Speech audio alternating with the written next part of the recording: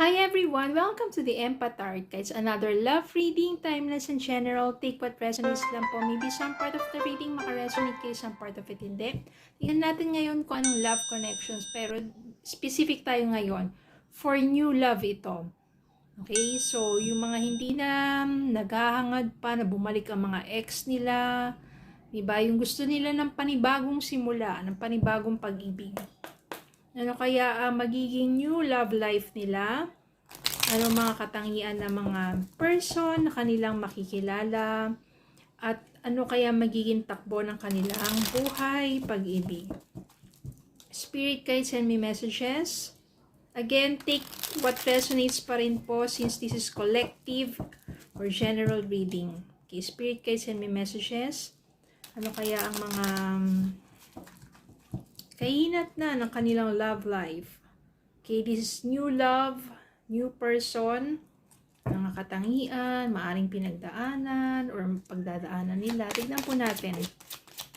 Spirit guys, send me messages for new love life. Mga signs. Ayan, ang dami agad. Okay, kuha pa tayo. Spirit guys, send me messages for a new love life, guidance, signs, messages.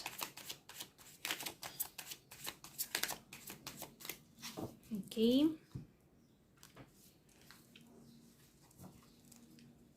Page of Cups. May uusbong talaga dito na feelings, damdaming pagmamahal, pagmamahalan. Queen of Wands. With someone who's very passionate, very good looking. Yung talagang masasabi natin na you feel so blessed na makilala tong taong to. Queen of Wands. Kasi napakaganda niya or napaka good looking niya na talagang kahit sino maaari siyang purihin, no, sa kanyang kagandahan. Six of Coins. Six of Coins symbolizes na magiging generous ito sa kanyang pagmamahal sa iyo. At ito yung tao na magkakaroon kayo ng give and take relationship. Temperance. It will happen in divine timing. Kaya be patient lang. Huwag kayong magmadali pagdating sa love life. Hindi porket single kayo, diba? Yung iba kasi dyan, hindi mapakali kapag walang karelasyon eh. Makatatapos na ng isang relationship, tapos meron agad, diba? Hindi dapat kayo. Five of Wands. Five of Wands, yan. Ito yung kailangan ninyong sabihin natin iwasan. Actually, hindi naman talaga maiiwasan. Yung mga paminsan-minsan pagtatalo or hindi pagkakaunawaan. Pero kailangan alam nyo paano i-handle or i-manage ang inyong relasyon pagdating sa mga conflicts. May mga bagay siguro na meron kayong pagtatalunan, but dapat at the end of the day, mapapag-usapan nyo yun at mapapagkasunduan. The Star. Very promising at very hopeful itong magiging next ninyong relationship or itong next na person ninyo. Kasi siya yung someone, sabihin natin, kung nawalan ka ng direksyon sa buhay, siya yung makakatulong sa iyo to give you direction in life. At magandang sign to, no? Eight of Coins.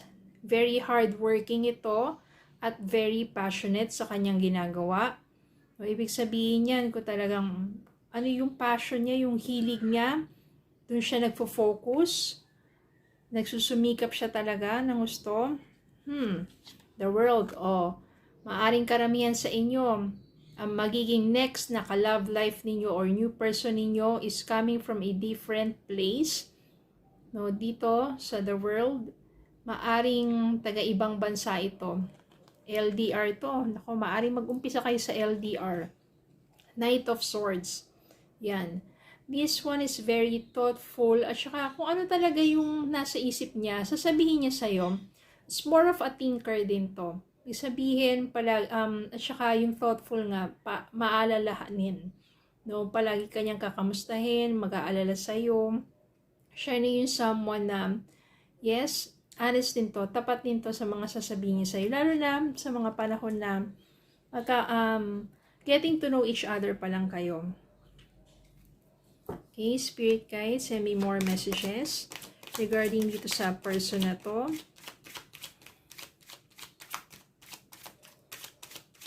It's hardworking, very passionate, good looking, maaring LDR ito, divine timing, and yan, Page of Cups.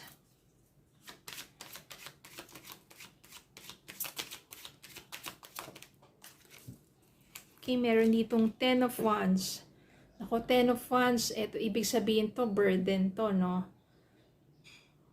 Mag-ingat para sa iba. Kasi kung mamadaliin nyo yan, yung taong nakilala nyo na hindi, or yung taong na-meet ninyo na hindi nyo pa totally nakikilala, baka mamaya, another bato na naman yan ay pupukpok nyo sa ulo nyo, diba? So, etong 10 of Wands, just a guidance lang ito, no? Para hindi maging burden sa inyo ang magiging next na love life ninyo.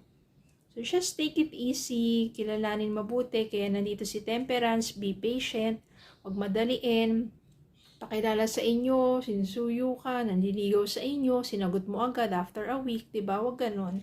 Kilalanin mabuti. 7 of Wands, ayan. Hayaan yung maging porsigido tong taong to. Ibig sabihin, hindi naman kailangan sobrang tagal. Mararamdaman mo yan eh. Pero wag naman yung sobrang bilis. No? Huwag kang bumigay agad. Ganyan. 7 of Wands.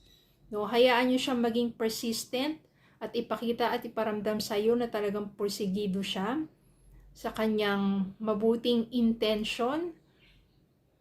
Baka kasi may masamang interest lang pala to, no? So, dapat hayaan yung makita mo, paramdaman mo na talagang porsigido siya sa'yo. Bigyan mo ng konting challenges, ganon. Yan, justice. Yan, dahil matitimbang mo naman sa puso't isipan mo. Kung itong taong to, siya na talaga. Or mapaglaro lang yung kanyang ano. Or masyado lang mabulaklak ang kanyang mga salita. No, kaya kailangan, nandyan, timbangin mong mabuti. Sa messages pa, Spirit Guide. For a new love life. Yan. Okay. Ayan. 3 of Wands. So, maaari itong from a long distance nga. Itong person mo, maaring magplano siya to travel at puntahan ka. So, sa umpisa, getting to know each other hanggang tumagal-tagal. Pwedeng video. Importante video call. Kailangan nakikita nyo kung ano yung itsura niya doon sa mga pinapadala niyang pictures or kung picture niya sa social media or whatever. O, kasi mahalaga yon na hindi fake ang profile niya. Yun lang po, yung para sa mga ano dito. Hierophant. At kapag talagang porsigido siya na makilala ka, pupuntahan ka niya. Maaring siya yung makatuluyan mo. Okay? Tingnan natin ngayon. Message from your angel. This is a general message.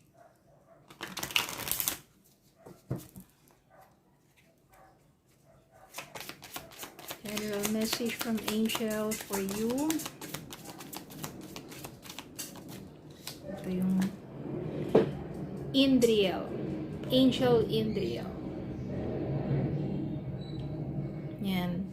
You are a light worker. God needs you to shine your divine light and love, like an angel upon the earth and all of its inhabitants. So, ayan. You are a light worker daw. God needs you to shine your divine light and love like an angel.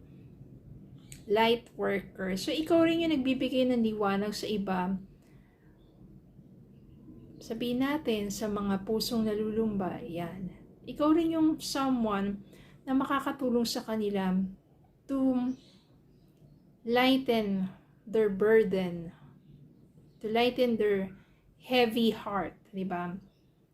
At ikaw rin maaaring isang anghel na ipinadala ng Diyos para sa mga taong iba pa na sabihin natin na meron din pinagdaraanan.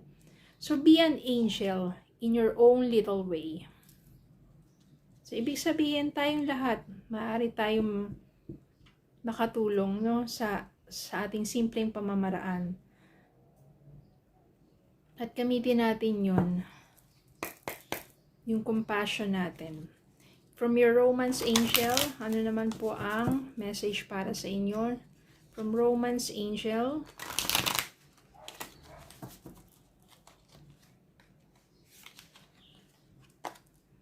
passion. Allow your heart and soul to sing with joy. Passion. Be passionate. So when you are in a relationship, you must be passionate. Diba? Siyempre, gusto mo yung taong yun. May respeto ka, may pangunawa, suporta sa taong. Be passionate. Ipakita mo, iparamdam mo. Allow your heart and soul to sing with joy. At wag mong i-taken for granted yung mga taong nagpapahalaga sa'yo. Okay? Tignan natin ang super attractor natin. Message from the universe. I release time and let the universe show me what to do. I release time and let the universe show me what to do. Minsan kasi, di ba, palagi tayong masyado nagmamadali. Palagi nating lahat binibigyan ng timing sa sarili natin. Tama naman yung meron tayong goals, meron tayong target na ganyan. Pero minsan, yung mga bagay na hindi mo na kontrolado, release mo yung timing na yan. For example, pagdating sa love life, di ba? Sabihin nila, dapat by the age of ganito, yan, meron na akong family, meron na akong married na ako, ganyan, ganito. Or dapat sa ganito, meron na akong bagong boyfriend, girlfriend, ganyan, ganito. Ganyan. Huwag mong bigyan ng oras, huwag mong bigyan ng Let the universe show you what to do with yourself, with your life. At yung love life na yan, darating din sa'yo in its divine timing. Diba? You don't have to be pressured. Mag-focus ka muna sa sarili mo at kapag ready ka na, then the universe will show you the right person for you. Okay? Naririnig nyo yan. So, ibig sabihin, alam nyo kung saan ako nakatira. Malapit sa airport. Okay, so yun lang po. Maraming salamat po for watching. Please don't forget to like, share, comment, and subscribe. Have a good day po. Follow me in TikTok and Facebook. Have a good day and God bless.